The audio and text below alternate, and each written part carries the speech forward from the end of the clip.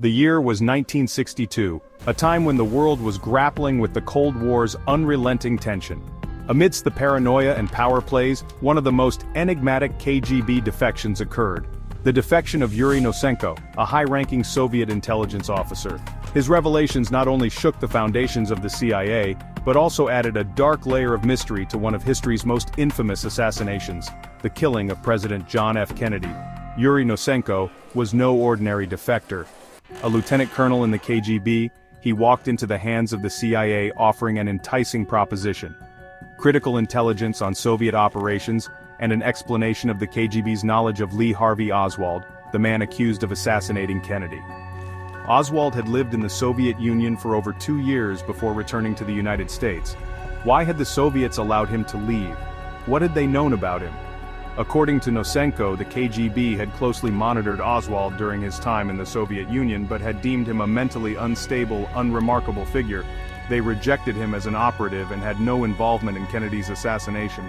This revelation was designed to absolve the Soviet Union of any responsibility for the crime, but not everyone in the CIA believed Nosenko's story. A dark cloud of suspicion loomed over Nosenko's defection. Was he a genuine whistleblower seeking asylum, or a double agent sent by the KGB to mislead and manipulate American intelligence?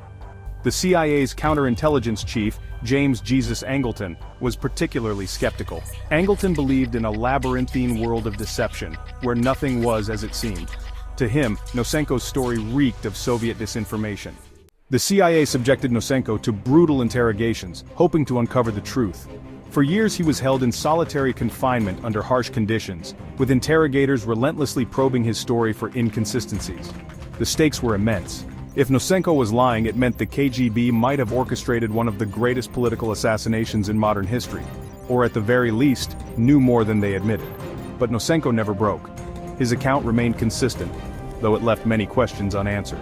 After years of detention, the CIA eventually released him and deemed him a genuine defector. He was given a new identity and lived under US protection, but the shadow of doubt followed him for the rest of his life. To this day, the mystery of Yuri Nosenko remains unsolved. Was he a misunderstood truth-teller, or a skilled operative executing a masterful Soviet ploy? His story is inextricably tied to the broader enigma of the Kennedy assassination, a case that has spawned endless speculation and countless conspiracy theories. What makes the Nosenko operation so haunting is the possibility of what might have been concealed. Did the KGB know more about Oswald's intentions than they let on? Could they have foreseen or even influenced the events that led to Kennedy's death? Or was the truth buried beneath layers of deception, lost forever in the murky depths of Cold War intrigue? Yuri Nosenko's defection stands as one of the most perplexing episodes of the Cold War. A tale of betrayal, mistrust, and the shadow games played by the world's most powerful intelligence agencies.